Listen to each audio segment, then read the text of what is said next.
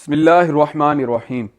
क्या आप जानते हैं कि 2018 में हुए एक डेमोग्राफिक सर्वे के हिसाब से इस वक्त पाकिस्तान में इसकी हिस्ट्री की largest percentage of young population मौजूद है और ये second most in south east Asia है आफ्टर अफगानिस्तान। किसी भी मुल्क की तरक्की के लिए उसके नौजवान तबके की परसेंटेज बहुत मैटर करती है। लेकिन अब यहाँ सवाल पैदा होता है कि how the government will utilize this potential by giving them right education, employment and meaningful opportunities. उस यूथ को जो कि डेस्परेट है सक्सेस के लिए, मुल्क की तरक्की के लिए। और ये सब कैसे होगा जब आप अपनी डायरेक्शन का तयन कर लेंगे, और ये होगा राइट कैरियर सिलेक्शन से, जिसके 4 पिलर्स हैं। Know your self, options available, resources and scope. इनमें से एक नो योर सेल्फ को मैं अपनी पिछली वीडियो में कवर कर चुका हूं। अगर आप इसके बारे में जानना चाहते हैं तो आपको ये वीडियो देख लेनी चाहिए, उसका लिंक मैं डिस्क्रिप्शन में भी दे दूंगा। आफ्टर नोइंग योर सेल्फ, अब आपके पास एक यूनिक स्ट्रेंथ मौजूद है जिसको आपने तलाश किया है। अगर नहीं किया तो you have to keep looking for it, और फिर उसके बाद आपने उस पर इन डेप्थ वर्क करना है, नॉट ऑन विड्थ। और जो तीसरी चीज आपने करनी है वो है से नो टू एवरीथिंग एल्स, और जो कुछ भी और जो कोई भी आपको मशवरा दे उस पर आपने तवज्जो नहीं देनी। चलें, इन बातों पर अमल करने के लिए आपको एक प्रूफ देते हैं। इटालियन इकोनॉमिस्ट अल्फ्रेडो परेटो, जिन्होंने 80-20 प्रिंसिपल मुतारिफ करवाया था, जो कि 80-20 रूल के नाम से भी जाना जाता है, के मुताबिक your 20% right actions are responsible for your 80% of the result. इन बातों को ध्यान में रखें, तभी आप अपने फोकस एरिया पर काम कर पाएंगे। तो नो योर सेल्फ के बाद आता है ऑप्शन अवेलेबल, या मोर प्रिसाइजली कहा जाए how to make a right option decision. तो इसके लिए जरूरी है कि आप अपने माइंड को ब्रॉड करें। अगर मैं आपसे सवाल करूं कि आपके पास मेडिकल से रिलेटेड स्ट्रेंथ्स मौजूद हैं, तो आपके पास ऑप्शंस अवेलेबल क्या होंगी? जाहिर सी बात है, आप कहेंगे एमबीबीएस या डेंटिस्ट्री। इसके सिवा आपके दिमाग में और कोई ऑप्शन आएगी ही नहीं। क्या वजह है कि हमारी सोच इतनी लिमिटेड हो गई? हमारी सोच को इतना महदूद किसने कर दिया? तो इसका जवाब आपको मिलेगा सोसाइटी में, और सोसाइटी में मौजूद उन माइंड हाईजैकर्स का जिन्होंने हमारी सोच को मफलूज कर दिया है। और आने वाले दिनों में मैं इस पर मजीद वीडियोस बनाने वाला हूं, ताकि आप जान सकें और पहचान सकें उन लोगों को और उन इदारों को। चलें, अब ये देख लेते हैं कि आप जो ऑप्शन चूज करने जा रहे हैं वो आपके लिए सुइटेबल है भी या नहीं। इसके लिए आपको अपने आप से सच बोलना होगा, और इन 2 चीजों को समझते हुए अपनी सक्सेस रेट खुद तलाश करें।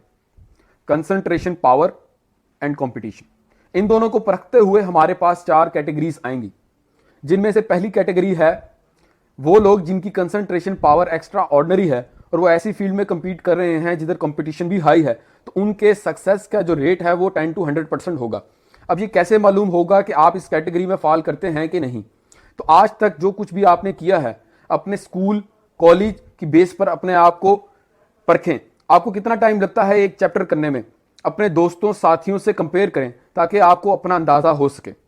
दूसरे नंबर पे आते हैं ऑर्डिनरी कंसंट्रेशन पावर वाले लोग। ये लोग भी हाईली कॉम्पिटिटिव फील्ड्स में जाएंगे, मगर वहां इनके सक्सेस के चांसेस 1% होंगे। और अब आपको समझ आ रही होगी कि आप इस कैटेगरी में फॉल करते हैं तो 1% का लाइफ का जुआ खेलना कैसा रहेगा। तीसरी कैटेगरी बहुत मजे की है, इसमें कंसंट्रेशन पावर की जरूरत ही नहीं। आपके पास अगर कोई टैलेंट है तो आप उसको पॉलिश करें, उसकी प्रैक्टिस करें और कामयाब हो जाएं। लाइक सिंगर्स, एक्टर्स, स्पोर्ट्स में जैसे कि क्रिकेटर्स वगैरह, जितनी प्रैक्टिस मतलब उतनी ही कामयाबी के चांसेस ज्यादा। मगर एक बात याद रखिए, अगर आप ऊपर वाली कैटेगरी से बचने के लिए इस जगह पे फॉल करना चाहते हैं तो आपका अल्लाह ही हाफिज है। 4th कैटेगरीज वाले स्मार्ट पीपल कहलाते हैं, क्योंकि जब उन्हें पता लग जाए कि वो ऑर्डिनरी कंसंट्रेशन पावर वाले हैं तो वो ऐसी फील्ड में compete करते हैं जिधर कंपटीशन लो होता है, और जिससे उनके सक्सेस के रेट ज्यादा हो जाता है। अगर आपको ये बातें समझ आ गई हैं तो चले आगे चलते हैं और रिसोर्सेज को कवर कर लेते हैं। रिसोर्सेज 2 तरह के होते हैं, it's your time and your parents money. और अगर आप खुद कमाते हैं तो ऑब्वियसली आपकी मनी, और you have to manage both of these wisely. इस मौजूदा दौर में तो टाइम जाया करने का रिस्क लेना ही नहीं चाहिए, और अगर हो गया है तो डोंट वरी, अभी भी कुछ नहीं बिगड़ा। और अगर पैसों की बात की जाए तो ये बात याद रखिए, ये लाइफ टाइम इन्वेस्टमेंट होने वाली है, तो सोच समझ के इन्वेस्ट करना अच्छा ही होगा। चलें, अब आगे बढ़ते हैं और स्कोप की बात कर लेते हैं। स्कोप के हवाले से जब भी बात की जाती है तो एक तासुर पाया जाता है कि मैं कितना कमा सकता हूं, पे चेक क्या होगा, मेरी पोजीशन क्या होगी, जो कि सरासर गलत है।